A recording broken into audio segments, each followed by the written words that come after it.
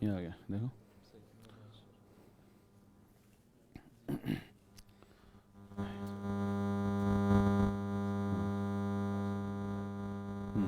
یہ ہو گیا.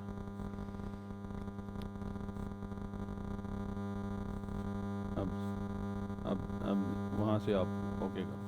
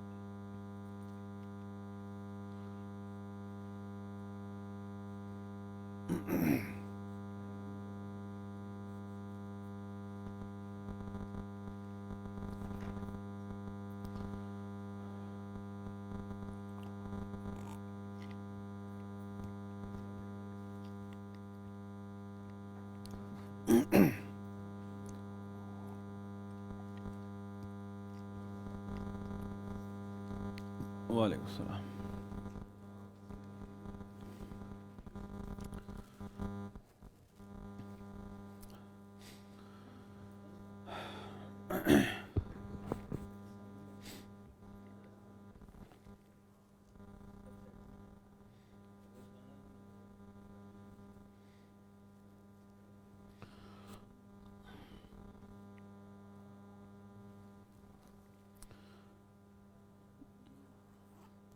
بسم اللہ الرحمن الرحیم.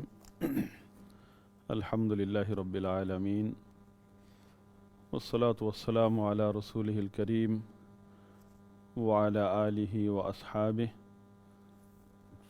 ومن تبعہم بإحسان الی یوم الدین. جس چیپٹر میں ہم چل رہے ہیں اس کا عنوان ہے اتصاف الرب تعالی بصفات الکمال ازلا و ابدا، کہ اللہ سبحانہ و تعالی رب العزت صفات کمال کے ساتھ متصف ہے، موصوف ہے، ازلا ابدا. مطلب جس طرح اللہ تعالیٰ نے قرآن میں فرمایا هو الاول والآخر. اول کا مطلب لیس قبلہ شیء، اس سے پہلے کوئی چیز نہیں ہے. آخر کا مطلب لیس بعدہ شیء، اس کے بعد کوئی چیز نہیں. تو ابتدا انتہا بھی جو ہیں یہ بھی مخلوق ہیں. اللہ تعالی اپنی ذات و صفات کے ساتھ ازل سے ہے، ابدی ہے، ہمیشہ ہمیشہ سے ہمیشہ تک ہے. تو اس میں شیخ صالح آل الشیخ حفظہ اللہ تعالی شرح کرتے ہوئے فرماتے ہیں، کچھ مسائل کی وضاحت کرتے ہیں اس چیپٹر سے متعلق. پہلا مسئلہ فرماتے ہیں کہ ان الناس اختلفوا فی اتصاف اللہ بصفاتہ هل هو متصف بها بعد ظہور آثارها. کہ یہ مسئلہ ہے کہ کیا اللہ تعالی اپنے اسماء و صفات کے ساتھ جو موصوف ہے، یہ صفات اللہ تعالیٰ کی جو صفات ہیں اور اسی طرح اللہ تعالیٰ کے جو نام ہیں، کیا یہ بعد میں پڑے ہیں اللہ کے لیے جب ان اسماء و صفات کے آثار ظاہر ہونے لگے؟ مطلب جس طرح اللہ تعالیٰ کا نام ہے خالق اور اس میں صفت ہے خلق، پیدا کرنے والا، پیدا کرنا اس کی صفت ہے. رزق، رزاق، رزق دیتا ہے، نام اس کا ہے رزاق، اس کی صفت ہے رزق یعنی رزق دینے والا. تو وہ کہتے ہیں کہ اس میں مختلف مذاہب ہیں، ان کی بحث اس ٹاپک پر ہے۔ نقطہ بحث یہ ہے کہ یہ اسماء و صفات اللہ تعالیٰ کے کب سے ہیں، کہ اللہ سبحانہ و تعالیٰ، کوئی کہتا ہے کہ اللہ سبحانہ و تعالیٰ جو ہے اسماء و صفات اس کے مخلوق ہیں، اور یہ اس وقت اللہ کے اسماء و صفات اللہ کے لیے بولے جانے لگے جب ان کے آثار ظاہر ہوئے، مطلب جب اللہ تعالیٰ نے کوئی چیز پیدا کی تو اس وقت اللہ کا نام پڑ گیا، نعوذ باللہ، کہ اللہ خالق ہے، اور اس کی صفت رزق ہے، صفت خلق، صفت رزق، جب اس نے رزق دیا۔ تو یہ لوگ کہتے ہیں کہ اللہ کے اسماء و صفات مخلوق ہیں، اور اللہ تعالیٰ کے اسماء و صفات کا یہ عقیدہ رکھنا کہ اللہ کے لیے اللہ کے اسماء و صفات کا عقیدہ بطور صفات ازلیہ، کہ اس کی صفات ہیں، خالق کی صفات ہیں، کہ یہ مخلوق نہیں ہے، اسماء و صفات کو مخلوق نہ ماننا، اور اللہ کی صفات، اللہ کی ذات کے ساتھ ان کا ذاتی تعلق سمجھنا، یہ شرک ہے ان کے نزدیک۔ اور صفات کے متعلق بھی، کہ جیسے اللہ تعالیٰ کی صفت کلام ہے، اللہ تعالیٰ کلام کرتا ہے جب چاہتا ہے، جس سے چاہتا ہے، اور اللہ تعالیٰ کے کلام کے الفاظ ہیں، جیسے ہم نے یہ پہلے پڑھا تھا، حروف ہیں، آواز ہے، سنی جاتی ہے، تو وہ کہتے ہیں کہ اللہ کی صفت کلام جو ہے وہ مخلوق ہے، اگر اس کو آپ اللہ کی صفت کہتے ہیں تو یہ شرک ہے، اسی لیے وہ قرآن کو مخلوق کہتے ہیں۔ اور یہ عقائد موجود ہیں، ان عقائد، تو اس ٹاپک کی روشنی میں شیخ صالح علیہ شیخ فرماتے ہیں کہ اس میں مختلف مذاہب ہیں۔ تو اللہ تعالیٰ کے اسماء و صفات کے متعلق کہ کیا یہ ازلیہ ہیں یا بعد میں پڑے ہیں، اللہ کے لیے بولے جانے لگے، اس میں مختلف مذاہب ہیں۔ المذہب الاول،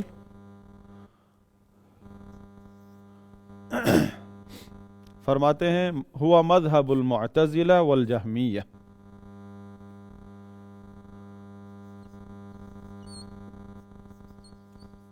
المذہب المعتزلہ والجہمیہ، معتزلہ اور جہمیہ، ومن نحا نحوہم، اور جو بھی ان کے نقش قدم پر چلا۔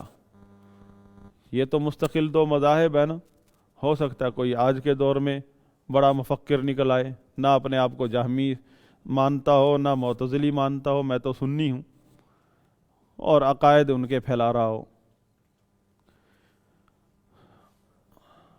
کیا عقیدہ ہے؟ من انہ عز وجل لم یصر له صفات ولا اسماء الا بعد ان ظہرت آثارها، کہ اللہ تعالیٰ کے جو اسماء و صفات ہیں وہ ان کے آثار ظاہر ہونے سے پہلے نہیں تھے، کہ جب ان کے آثار ظاہر ہوئے، جب اللہ تعالیٰ نے کوئی چیز پیدا کی، کسی کو رزق دیا، کسی پر رحمت فرمائی، کسی کو بخشا، تو پھر اللہ کی یہ صفات ظاہر ہوئی کہ اللہ خالق ہے، اللہ کی صفت خلق ہے، اللہ رازق ہے، اللہ کی صفت رزق ہے، اللہ غفور ہے، اللہ کی صفت مغفرت ہے، اللہ رحیم ہے، اس کی صفت رحمت ہے، یہ پہلے نہیں تھی، نعوذ باللہ۔ اور تو فرماتے ہیں کہ وہ کہتے ہیں فلما خلق صارت له صفت الخلق وصار من اسمائه الخلق وذلك على اصل عندهم۔ یہ کیوں کہتے ہیں؟ ان کا اصلی اس عقیدے کی بنیاد کس بنا پر انہوں نے یہ عقیدہ اختیار کر لیا ہے؟ کیونکہ اس کے پیچھے ایک اور ان کی بدعقیدگی ہے، اور یہ ساری بدعقیدگیاں فلسفہ یونان کی وجہ سے پیدا ہوئی ہیں، جب ان لوگوں نے فلسفہ یونان کو بہت کچھ سمجھ لیا۔ تو اس میں پہلے بھی ہماری کلاسیں عقیدہ تحاویہ کی شروع سے اگر آپ سنیں گے تو ہم نے اس پر وقتاً فوقتاً جو باتیں ہیں، ایک ذہن، طالب علم کا ذہن بنانے کے لیے، مستویٰ اوپر کرنے کے لیے اس پر باتیں پہلے بھی بتائی ہیں کہ فلسفہ یونان میں مشغول ہو کر پھر انہوں نے ایسے اصول بنائے ہیں عقلی دلائل کی بنا پر، جن اصولوں پر چل کر وہ اللہ کی معرفت ان کو نصیب ہوتی ہے۔ مطلب ان اصولوں کے بغیر آپ اللہ کی معرفت نہیں حاصل کر سکتے۔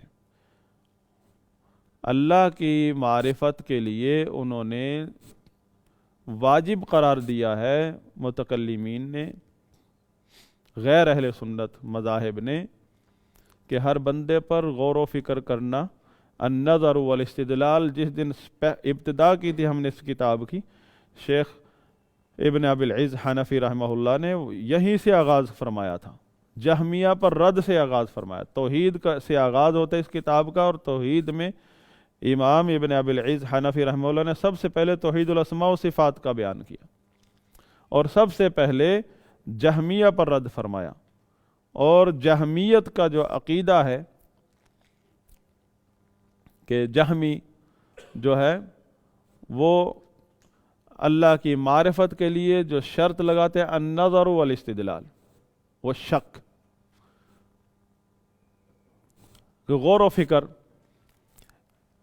کہ ہر اور اہل سنت کے نزدیک کیا ہے، سب سے پہلے اس بات کی گواہی دینا کہ نہیں ہے کوئی معبود برحق سوا اللہ کے، وَأَنَّ مُحَمَّدًا عَبْدُهُ وَرَسُولُهُ، اور یہ کہ محمد صلی اللہ علیہ وسلم اللہ کے بندے اور اس کے رسول ہیں۔ اہل سنت کے نزدیک ایمان کے لیے شرط ہے اللہ کی معرفت کے لیے، اسلام میں داخل ہونے کے لیے، کہ وہ گواہی دے۔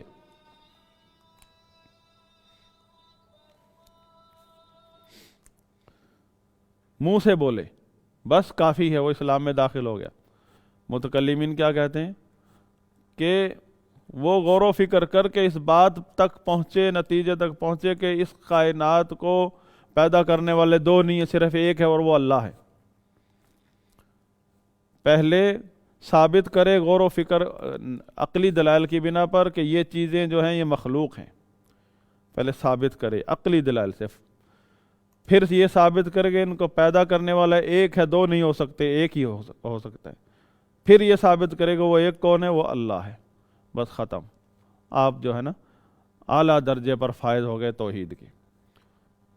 تو یہی جاننا ہے تو مشرکین مکہ کے بچوں سے پوچھ لو کہ تم کون ہو اور تمہیں پیدا کس نے کیا ہے، وہ بھی کہہ دیں گے اللہ ہے۔ وَلَئِن سَأَلْتَهُم مَّنْ خَلَقَهُم، اگر ان سے پوچھیں کس نے پیدا کیا تمہیں، اللہ تعالیٰ نے ان کی اس توحید کا اس بات کیا قرآن میں کہ وہ اتنی توحید تو وہ بھی جانتے ہیں۔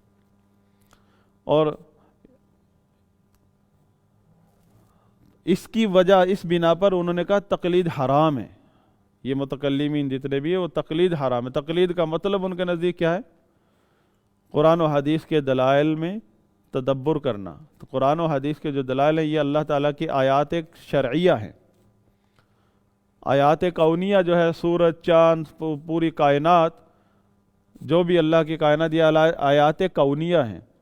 اللہ کی آیات کونیہ بھی اس کی ربوبیت پر دلیل ہیں، اور اللہ کی آیات شرعیہ یہ بھی اس کی ربوبیت، الوہیت، سب کی چیزوں کی دلیل ہے۔ لیکن متکلمین جو ہیں یہ معتزلہ اور اشاعرہ ماتریدیہ، انہوں نے قرآن و حدیث کو بند کروایا ہے۔ انہوں نے کہا اس سے ہٹ کر آپ وہ اصول پکڑو جو ہم نے بتائے ہیں، اور عقلی دلائل جو فلسفہ یونان سے انہوں نے ماخوذ کیے ہیں، اخذ کیے ہیں، اور ان دلائل کو وہ کہتے ہیں الادلۃ القطعیہ، اور قرآن کے دلائل کو کہتے ہیں الادلۃ الظنیہ، قطعی دلائل ہیں وہ، اور لیے کہاں سے؟ فلسفہ یونان سے اخذ کیے گئے ہیں۔ کیوں عقل کو مقدم کرتے ہیں نقل پر؟ نقل کسے کہتے ہیں؟ جو قرآن و حدیث سے منقول ہوئے، ہم تک سند کے ساتھ پہنچے ہیں۔ اس موضوع پر پھر شیخ الاسلام ابن تیمیہ نے کتاب لکھی ہے درء التعارض، عقل اور نقل میں جو تعارض کا دعویٰ کرتے ہیں یہ لوگ، اس کے اوپر ان کے سارے شبہات کا پول کھولا ہے۔ تو یہ شیخ الاسلام ابن تیمیہ رحمہ اللہ نے اس پر کتاب لکھی ہے۔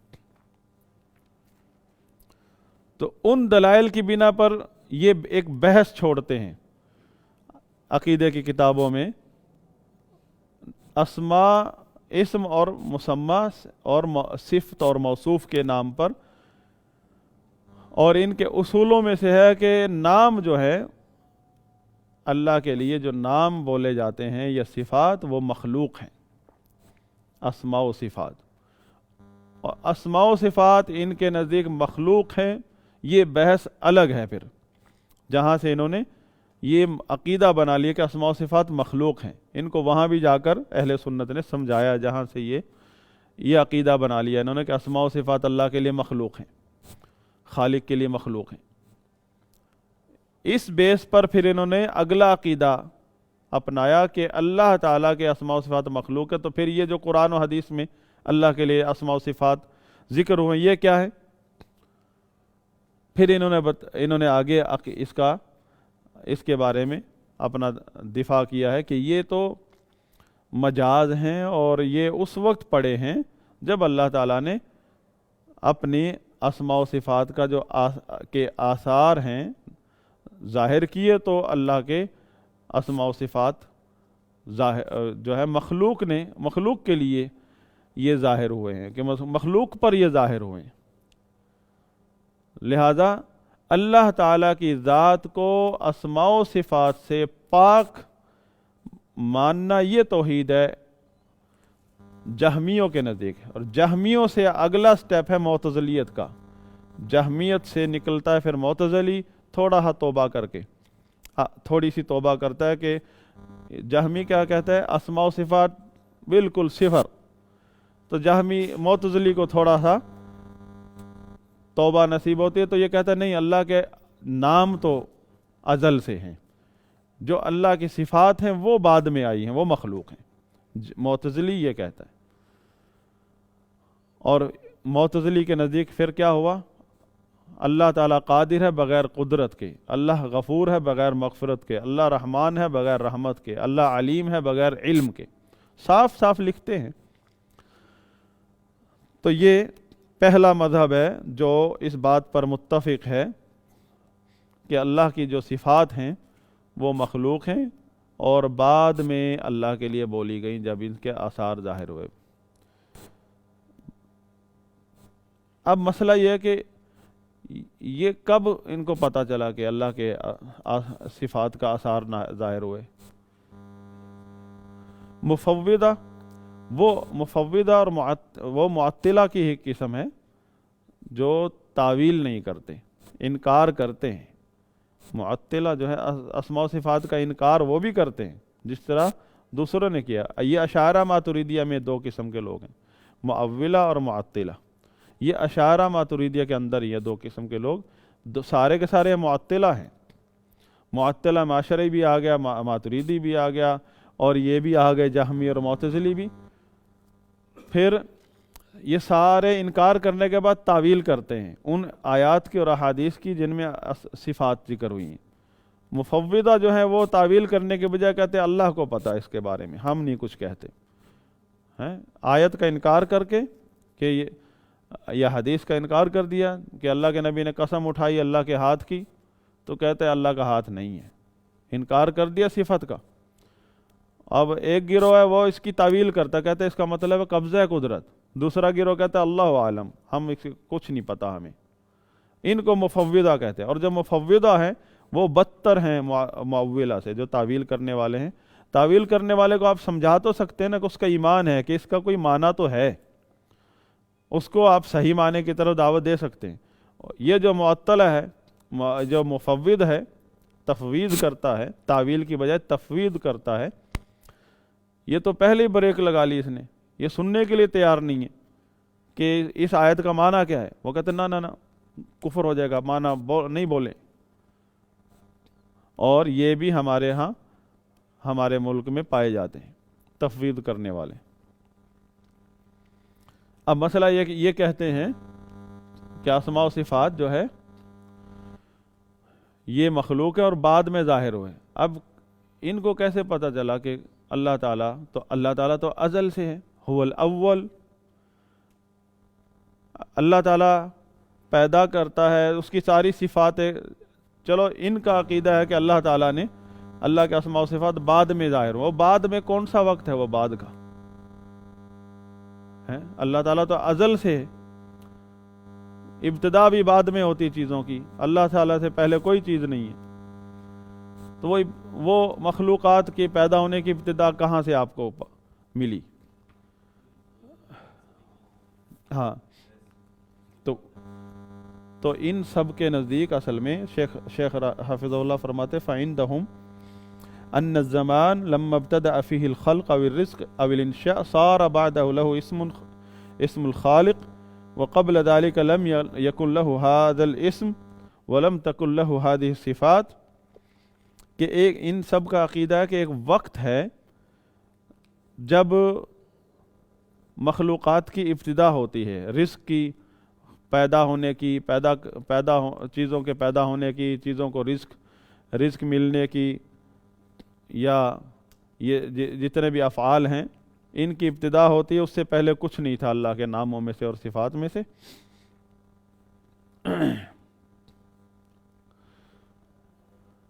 تو جب دنیا میں کوئی مخلوق نہیں تھی تو ان کے نزدیک کیا ہے؟ تو اللہ تعالیٰ کا نہ نام خالق تھا نہ اس کی صفت خلق تھی۔ جب دنیا میں کوئی بھی بولنے والا نہیں تھا تو اللہ، یا جس سے بات کی جائے تو اللہ تعالیٰ کی صفت کلام نہیں تھی، نعوذ باللہ۔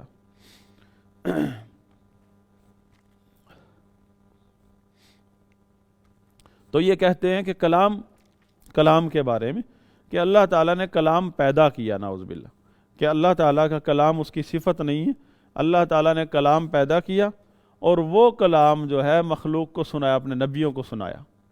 اب ہمارا تو عقیدہ ہے کہ اللہ تعالیٰ اپنے نبیوں سے، فرشتوں سے کلام فرماتا، فرشتے سنتے ہیں۔ تو یہ معتزلہ اور جہمیہ کہتے ہیں کہ اللہ تعالیٰ پہلے کلام کو پیدا کرتا ہے پھر وہ نبیوں کو سناتا ہے، یعنی اللہ تعالیٰ کلام نہیں کرتا، وہ تو اس سے پاک ہے، یہ تو شرک ہے اگر آپ کہیں گے اللہ کلام کرتا ہے۔ وہ کہتے ہیں اللہ تعالیٰ کلام کو پیدا کر کے لوگوں کو سناتا ہے۔ کیوں بھائی؟ کیونکہ ان کے نزدیک اللہ تعالیٰ کے لیے جائز ہی نہیں کہ وہ کلام کرے، خالق کے لیے جائز ہی نہیں کہ وہ اس کا کوئی نام ہو یا کوئی اس کی صفت ہو۔ کیوں جی؟ کیونکہ اسماء و صفات مخلوق ہیں، وہ خالق ہے۔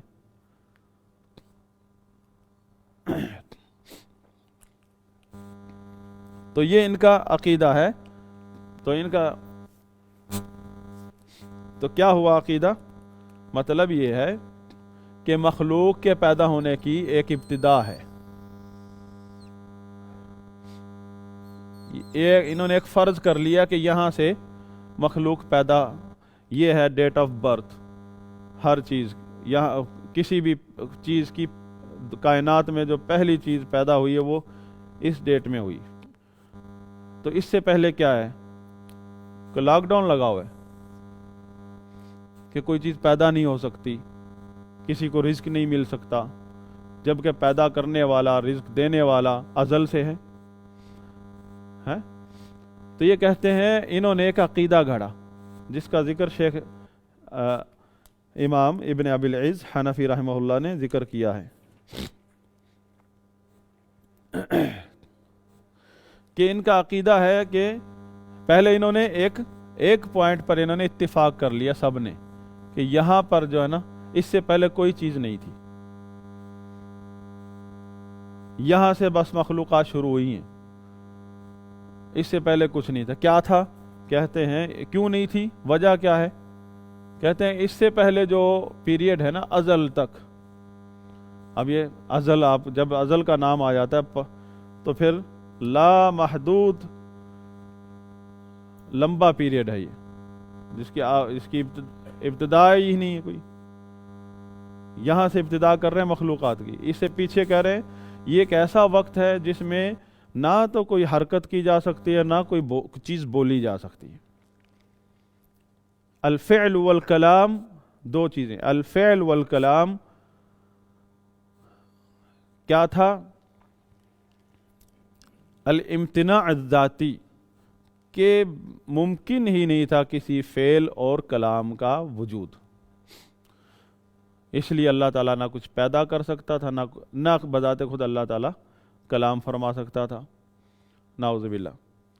اور کلام تو ان کے نزدیک تو کلام بھی مخلوق ہے، اللہ تعالیٰ کلام کو پیدا کرتا ہے۔ تو کیا کہتے ہیں؟ پھر ایک وقت آیا کہ یہ الامتناع الذاتی خود بخود کنورٹ ہو گیا الامکان الذاتی میں، کہ فعل اور کلام کی صفت تھی کہ الامتناع الذاتی میں تھا، یہ حالت میں تھا، اب اس کی حالت ہو گئی الامکان الذاتی، کہ ممکن ہو گیا ہر چیز کا ہونا، ہر چیز کا بولنا ممکن ہو گیا۔ تو یعنی جیسے کہ لاک ڈاؤن کھل گیا اور بس پھر اللہ تعالیٰ نے کائنات بنانا شروع کر دی۔ اس سے پہلے انہوں نے لگایا تھا لاک ڈاؤن، ان فلسفیوں نے۔ ہاں، تو کہتے ہیں کہ پھر اللہ تعالیٰ نے جو جو کام کیے، ان کام کے اعتبار سے اللہ کا نام بھی مشہور ہو گیا اور اللہ کی صفت بھی مشہور ہو گئی۔ پھر ان کا کام کیا ہوا؟ ان کا اسلام یہ ہوا کہ بس اب تو اللہ تعالیٰ تو دھڑا دھڑ اللہ تعالیٰ نے مخلوقات پیدا کی ہیں، بہت سارے کام ہیں اللہ کے، گنے نہیں جا سکتے۔ بس ان کا کام کیا ہے؟ ان کا کام ہے کہ اللہ کا جو بھی کام ملے، اس کام کے اعتبار سے جو بھی نام اللہ تعالیٰ کا، اللہ کی ربوبیت ہے، اللہ کا اسماء و صفات ہے، بس ان سے اللہ کی ذات کو ان اسماء و صفات سے پاک کرتے جاؤ۔ یہ بس آپ کی توحید یہ ہے، یہ آپ کا دین ہے، یہ آپ کا ایمان ہے، یہ آپ کا عقیدہ ہے کہ جہاں بھی مخلوق اللہ کو کسی نام سے پکارتی ہے یا کوئی صفت اللہ کی ذکر کرتی ہے تو اس کو، مخلوق کو اس سے منع کرو۔ اور اللہ تعالیٰ نے کیا فرمایا؟ وَلِلَّهِ الْأَسْمَاءُ الْحُسْنَى فَادْعُوهُ بِهَا، اللہ تعالیٰ کے اسماء حسنہ ہیں، اور ہر نام جو ہے صفت کو متضمن ہے۔ کوئی بھی نام ہے وہ بغیر صفت کے نہیں ہوتا۔ کوئی بھی نام ہے اللہ کا، قادر تو اس کا مطلب وہ صاحب ذات، ذوالقدرہ ہے، رحیم ہے تو اس کا مطلب اس کی صفت رحمت ہے۔ تو اللہ تعالیٰ نے کیا فرمایا؟ فَادْعُوهُ بِهَا، اسے پکارو ان ناموں کے واسطے سے۔ وَذَرُوا الَّذِينَ يُلْحِدُونَ فِي أَسْمَائِهِ، اور ان لوگوں کو چھوڑ دو جو اس کے اسماء و صفات میں الحاد کرتے ہیں۔ تو یہ سب سے بڑا الحاد ہے۔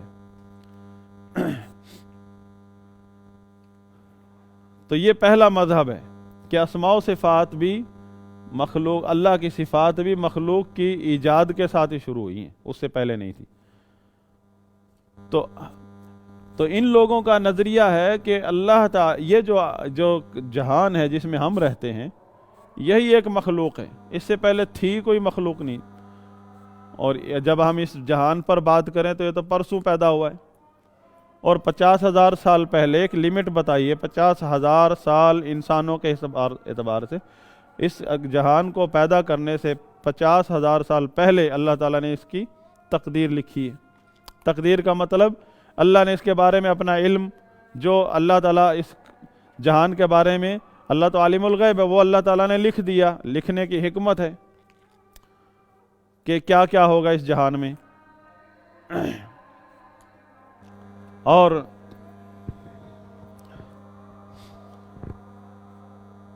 اس جہان سے پہلے عرش ہے، پانی ہے۔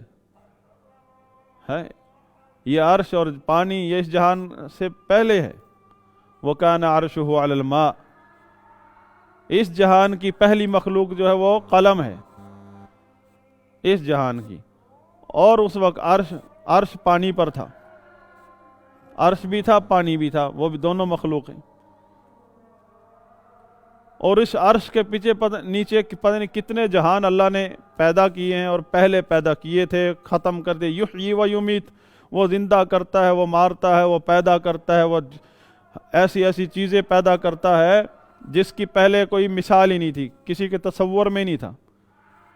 آپ انسان ہیں، ہم بشر ہیں، بشر کی ابتدا ہے، ہماری ایک ابتدا ہے، آدم علیہ السلام سے ابتدا ہوتی ہے. اس سے پہلے فرشتوں سے پوچھ لیں، ان کو بھی پتہ نہیں انسان کیا ہوتا ہے.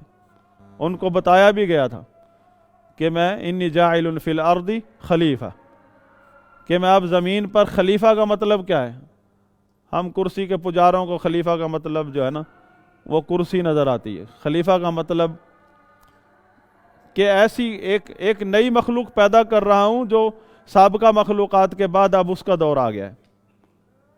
ہاں جیسے مسلمانوں کو کہا تمہیں خلافت دوں گا زمین پر، یا اللہ تعالیٰ نے اپنا قانون بتایا کہ میں زمین پر قوموں کو تباہ کر دیتا ہوں، دوسری قوموں کو لے آتا ہوں. اس کو کیا کہا ہے؟ خلافت کا ہے. کہ ایک قوم چلی گئی جس کا غلبہ تھا، پھر دوسری قوم آباد ہو گئی جس کا نام و نشان بھی نہیں تھا. یہ ہے خلافت، یعنی ایک کے بعد دوسرے کا دور آ جانا.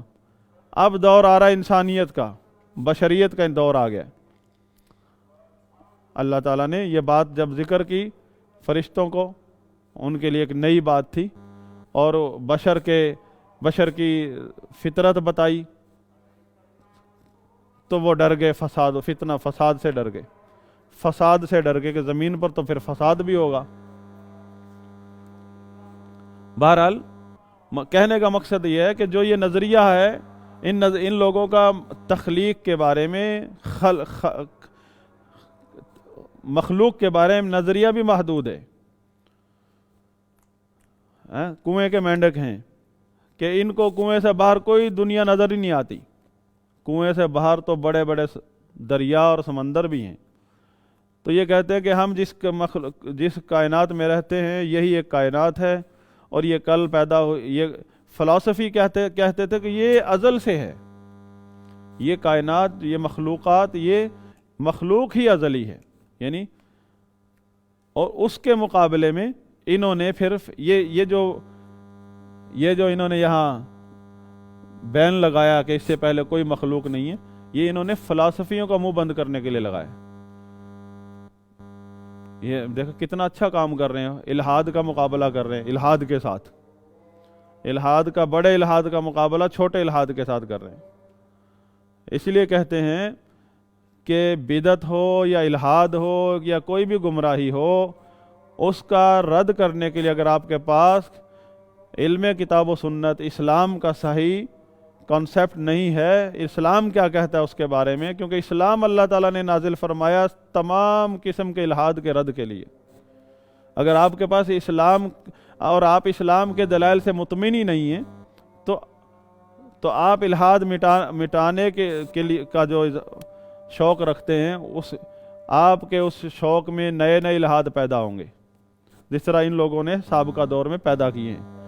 سب سے بڑا الہاد فلسفہ کا حملہ ہوا نا، تو اس کے رد میں یہ لوگ آ گئے سامنے جو خود گمراہ تھے، اور انہوں نے پھر نئے الہاد پیدا کیے. تو یہ انہوں نے فلسفیوں کے رد میں، فلسفی کہتے ہیں کہ کائنات ہی ازلی ہے، ازل سے ہم اللہ کے بارے میں جو نظریہ نا کہ اللہ تعالیٰ ازل اول آخر ہے، وہ کہتے ہیں مخلوق یہ کائنات ہی اول آخر ہے. تو ان کے رد میں انہوں نے، ان بیچاروں نے ایک بند باندھ لیا کہ اس سے پیچھے تو ہے ہی کچھ نہیں، آپ کس طرح پیچھے جا رہے ہو فلاسفہ. اب جب غلط طریقے سے آپ رد کریں گے کسی بڑے ملحد کا تو آپ کے منہ پر تماچا مارے گا، ایسا تماچا مارے گا کہ آپ مورچہ چھوڑ کر بھاگ جائیں گے. پھر اس سے بڑا الہاد آئے گا، عام لوگ پھر الہاد میں پھنس جائیں گے. اور ان کے یہ معتزلی اور جہمی، ان کے بعد آتا ہے دوسرا مذہب جن سے لوگ دھوکہ کھاتے ہیں، سمجھتے ہیں کہ یہ اہل سنت ہے، وہ ہے اشاعرہ اور ماتریدیہ. دوسرا مذہب ہے اشاعرہ اور ماتریدیہ. الاشاعرہ والماتریدیہ. اشاعرہ اکثر جو ہیں شوافے میں سے نکلے ہیں، شوافے نہیں ہیں، شوافے میں سے نکلے ہیں. اور ماتریدی احناف میں سے نکلے ہیں، اور معتزلی اکثر احناف ہیں. احناف میں سے نکلے ہوئے ہیں. اصل احناف، شوافع، مالکی، حنبلی اہل سنت ہیں، اصل اہل سنت سے نکلے ہیں یہ لوگ، لیکن وہ شکلیں وہی ہیں. کیونکہ ہمارے گھروں سے نکل کے جو آدمی گمراہ ہوا ہے تو شکلیں تو ہماری جیسی، زبان ہوگی ہماری طرح بولے گا. جیسے نبی صلی اللہ علیہ وسلم نے فرمایا بھی تھا کہ دعات علی ابواب جہنم، جہنم کے دروازوں پر کھڑے دائی ہوں گے، جو بھی ان کی بات مانے گا، تھوڑی سی بھی مان لے گا، اٹھا کر پھینکیں گے جہنم میں.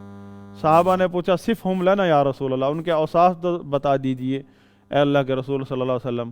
آپ نے فرمایا ہم من جلدتنا، ہماری نسل ہیں، یتکلمون بالسنتنا، ہماری زبان بولتے ہیں، کوئی پہچان ہی نہیں سکتا کہ نہ یہ یہودی ہے نہ عیسائی ہے، ہم میں سے ہیں، نہ رافضی ہیں، ہم میں سے ہیں. اور حناف، شوافع، مالکی چاروں مذاہب اہل سنت کے ہیں. یہ عام معروف اہل سنت ائمہ جنہوں نے اسلام کا دفاع کیا وہ بھی حنفی، شافعی، مالکی ہیں، حنبلی ہیں، اور انہی کو اہل الحدیث کہا گیا. اہل حدیث عقیدہ ہے، فقہ کا نام نہیں ہے. اہل حدیث عقیدہ ہے، فقہ اہل سنت کی کوئی بھی ہو سکتی ہے ان میں سے. الاشاعرہ والماتریدیہ یہ معتزلہ سے نکلے ہیں. معتزلہ کہاں سے نکلے؟ جہمیہ سے. یہ توبہ کرتے ہوئے آ رہے ہیں، پیچھے ہٹتے جا رہے ہیں. اشاعرہ اور ماتریدی یہ کثرت سے ہیں. وجہ کیا ہوئی؟ یہ دو شخص ہیں، ابو الحسن اشعری اور ابو منصور ماتریدی حنفی، یہ شافعی. یہ چوٹی کے معتزلی تھے اور یہ فلسفیوں کے خلاف مناظروں میں معروف تھے. جس طرح آپ عام سادہ لوگ سمجھتے ڈاکٹر ذاکر نائک کے علاوہ کوئی اس وقت دنیا میں ہے ہی نہیں، علماء کو تو آتا ہی نہیں ہے کوئی جواب. ہاں، عام سادہ سے یوں جا رہے ہوتے ہیں، سمجھتے ہیں کہ بس اللہ تعالیٰ نے ایک روح اتار دیے. وہ جس طرح وہ جہلمی کہتا ہے، کہتا ہے کہ اللہ تعالیٰ نے مجھے معجزہ پیدا کر دیا ہے، خود اپنے منہ سے کہہ رہے ہیں. ہاں، اور یہ وجہ کیا ہے کہ انہوں نے نہ علم کو جانا ہے نہ اہل علم کو جانا ہے. یہ دو شخص تھے اشعری اور ماتریدی. یہ معتزلہ سے نکلے، تھوڑے سے پیچھے ہٹے. کس سے متاثر ہو؟ ابن کلاب سے. ابن کلاب ایک شخص ہے جو نہ اہل سنت تھا نہ معتزلی تھا، بیچ میں تھا. ایک اس کا نظریہ اسماء و صفات کے متعلق، کیونکہ معتزلی جب تھے یہ دونوں تو اللہ کی صفات کا سرے سے انکار کرتے تھے. تو جب یہ ابن کلاب کے پاس بیٹھے، ابن کلاب جو تھا وہ مناظرے کا ماہر نہیں تھا، ایک سوچ تھی اس کے پاس، وہ سوچ ان کو اچھی لگی تو ابن کلاب سے متاثر ہوئے دونوں. تو انہوں نے ایک نیا مسلک اختیار کر لیا، اہل سنت بھی نہیں بنے. یہ شخص ابو منصور ماتریدی امام اہل سنت احمد بن حنبل کے دور میں تھا. انہوں نے ان کا نام لے کر ان کی طرف اشارہ کر کے اس کو بدعتی کہا ہے اور اسے منع کیا لوگوں کو. ابو منصور ماتریدی. اور یہ جو شیخ امام ہے، امام ابو الحسن اشعری، اکثر لوگ سمجھتے کہ یہ توبہ طائب ہو گئے تھے. ابو الحسن اشعری کے بارے میں مشہور ہے کہ یہ جب عقیدے پر بات کرتے ہیں اختصار کے ساتھ تو یوں لگتا ہے کہ اہل سنت کا عقیدہ ہے، اور جب یہ اس کی تشریح کرتے تو پھر پتہ چلتا ہے تو معتزلی ہیں. تو انہوں نے کتاب لکھی الابانہ، وہ مختصر انداز میں لکھی تھی، تو وہ ظاہر اس کا اہل سنت کے عقیدے سے ملتا جلتا ہے. لیکن امام بربہاری رحمہ اللہ جانتے ہیں بغداد کے تھے، حنابلہ میں سے تھے. ان کے سامنے انہوں نے اپنی کتاب پیش کی تو انہوں نے رد کر دی. انہوں نے کہا پہلے تفصیل الا الذین تابوا واصلحوا وبینوا، تم توبہ کر لیا تو پھر پہلے وضاحت بھی کرو اس کی. رد کر دی. اور کسی بغداد میں یہ تھے، اپنے گھر سے باہر نہیں نکل سکے. امام بربہاری نے جب ان کی کتاب کو رد کر دیا کہ انہوں نے کہا پہلے تفصیل لکھو، یہ مجمل تو تم پہلے سے بھی کرتے ہو، مختصر الفاظ. تو ان دونوں نے یہ جب تھوڑے سے پیچھے ہٹے معتزلہ سے، ہاں ایک آدمی نیا اہل حدیث ہوتا ہے، کہاں سے؟ منکرین حدیث میں سے، وہ مماتیوں میں سے نیا اعلان کر دیتا میں اہل حدیث ہو گیا ہوں. اگلے دن وہ کسی بڑی مسجد کا شیخ بنا ہوتا ہے. ہاں ایک رات میں اس کو اہل سنت کا عقیدہ کہاں سے پڑھ لیا اس نے؟ ساری زندگی اس نے بدعتی عقیدہ پھیلانے میں لگا دی، اور گمراہ تھا تو پھیلایا اس نے۔ ایک رات میں اس کو یہ تو پتہ چل گیا، اللہ نے توبہ نصیب کر دی کہ میں غلط ہوں، لیکن اب تو اس کو پڑھنا چاہیے۔ اگلی ہی صبح وہ جو ہے اہل حدیث کے بڑے آئے علماء میں سے اس کا شمار ہونے لگتا ہے۔ یہ سلف کا طریقہ یہ نہیں ہے۔ جو توبہ طائب ہوتے بھی تھے ان کا پھر بعد میں ذکر نہیں ہوتا تھا، وہ اب اللہ کے ساتھ عبادت کریں بس اور اپنا عقیدہ سیکھیں۔ اب میدان کے دعوت کے فیلڈ میں ان کو منہ نہیں لگاتے۔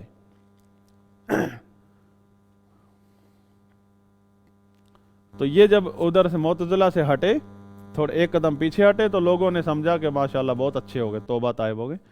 انہوں نے پھر پیچھے ہٹ کر معتزلہ کے خلاف مناظرے شروع کر دیے، معتزلہ کے ساتھ، جہمیوں کے ساتھ، فلاسفہ کے ساتھ۔ تو یہاں سے جو عوام تھی شافعی حنفی، جو سلفی عوام تھی شافعی حنفی، وہ ان سے متاثر ہو گئی، اور دھڑا دھڑ طلبہ اور بہت سارے علماء تیار ہو گئے ان کے مسلک کے، ان کے نظریے کے۔ تو ایک مسلک ظاہر ہو گیا اشعری ماتریدی، اور سارے ہی فقہ حنفی اور شافعی کے علماء ہیں۔ انہوں نے، ان کا مسلک کیا ہے؟ شیخ فرماتے ہیں کہ وَمَذْهَبُ الطَّوَائِفِ مِنْ أَهْلِ الْكَلَامِ فِي أَنَّ الرَّبَّ كَانَ مُتَّصِفًا بِالصِّفَاتِ وَلَهُ الْأَسْمَاءُ، یہ کہتے ہیں،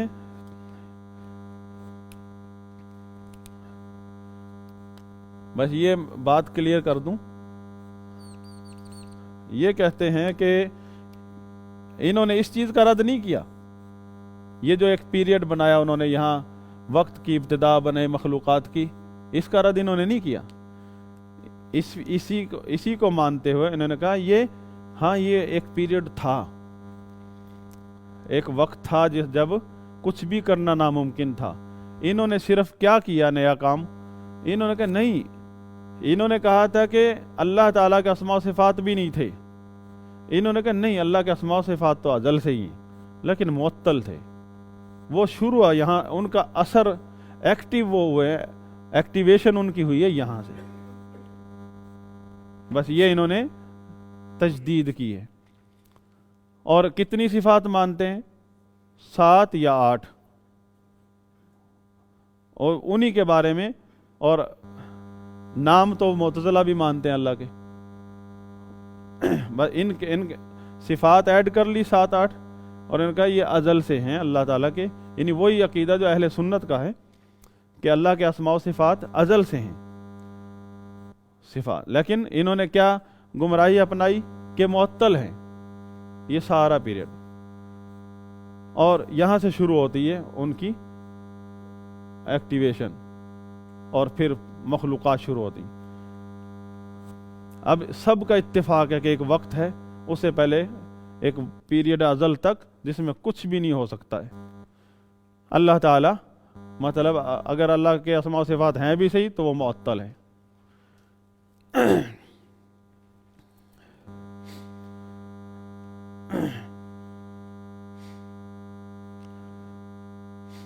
تو یہ دوسرا مذہب تھا۔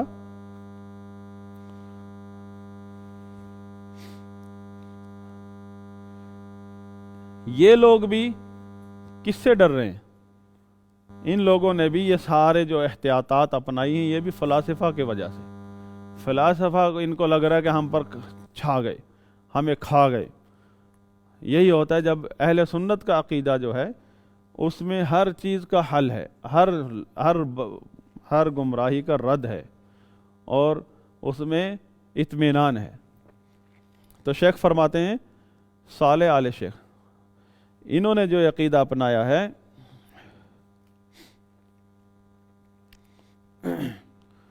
ہذا، ان کا بھی عقیدہ کہ فَعِندَهُمْ أَنَّ الْأَسْمَاءَ وَصِفَاتُ مُتَعَلِّقَةٌ بِهَذَا الْعَالَمِ الْمَنظُورِ، کہ اللہ کی جو اسماء و صفات اگرچہ ازل سے ہیں لیکن ان کا تعلق اس جہان سے جس میں ہم رہتے ہیں، جس کو ہم دیکھتے ہیں، اس سے پہلے کچھ نہیں تھا، تو لہٰذا اللہ کے اسماء و صفات کا تعلق اس جہان سے ہے، اور جب جہان نہیں تھا تو اللہ کے اسماء و صفات معطل ہوئی۔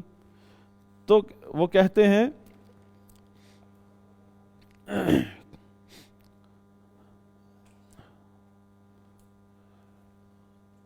شیخ فرماتے ہیں کہ قالوا هذا فرارا من قول الفلاسفہ، یہ بھی انہوں نے فلاسفہ کے مذہب سے فرار کے لیے اپنایا ہے کہ کہیں فلاسفہ کا ہمارے اوپر یہ نہ الزام لگ جائے کہ تم تو فلاسفہ والا عقیدہ رکھتے ہو، جو انہوں نے اہل سنت اہل حدیث پر لگایا ہے۔ انہوں نے لگایا اسی چیپٹر میں اہل حدیث پر، شیخ الاسلام ابن تیمیہ پر یہ الزام لگایا کہ تم تو فلاسفہ والا عقیدہ رکھتے ہو۔ وہ اس کی بات پہلے بھی ذکر ہوئی تھی، فرارا من قول الفلاسفہ، فلاسفہ کیا کہتے ہیں؟ ان العالم قدیم، کہ یہ جو جہان ہے، یہ کائنات، یہ مخلوقات، یہ سب اول آخر ہیں، یہی ازل سے ہیں، یہی ابدی ہیں۔ قدیم مطلب جو صفات اللہ کے بارے میں جو عقیدہ ہے سب کا، متکلمین کا بھی اہل سنت کا بھی، کہ اللہ وہ قدیم ہے، مطلب هو الاول وهو الآخر، یہ اس جہان کے بارے میں عقیدہ رکھتے ہیں فلاسفہ کہ یہ قدیم ہے۔ تو یہ کیوں کہتے ہیں؟ کیا یہ کہتے ہیں کہ اگر ہم نے اہل حدیث کا عقیدہ یا اہل سنت امام احمد بن حنبل کا عقیدہ اپنا لیا تو ہم پر تو فلاسفہ ہونے کا الزام لگے گا۔ وہ کیا ہے؟ مذہب اہل الحدیث والاثر۔ شیخ صالح علیہ شیخ فرماتے والمذہب الثالث ہوا مذہب اہل الحدیث والاثر واہل السنہ، یعنی عامت اہل سنہ۔ تیسرا مسلک ہے مذہب اہل الحدیث والاثر، یعنی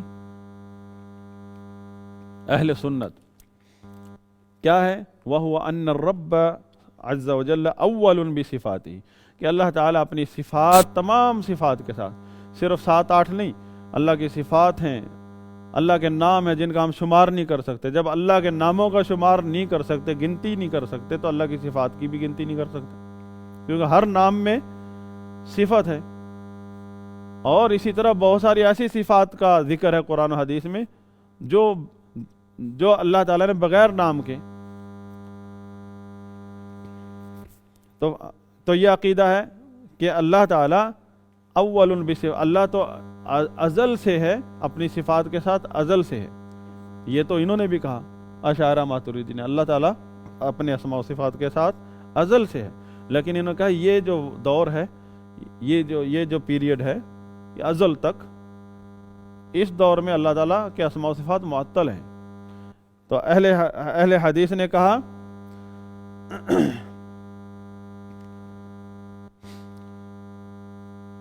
کہ جب ہم یہ عقیدہ رکھتے ہیں، تم بھی رکھتے ہو، کہ اللہ تعالیٰ اپنے اسماء و صفات کے ساتھ ازل سے ہے، اس کے اسماء و صفات ازلی ہیں، تو پھر لا بد ان تظہر آثارها لأنہ سبحانہ وتعالی فعال لما یرید، تو یہ تو ہر ضروری ہے کہ اس کے اسماء و صفات کے آثار بھی ازل سے ظاہر ہوتے آ رہے ہیں، کیونکہ وہ ازل سے فعال لما یرید، جو چاہتا ہے کرتا ہے۔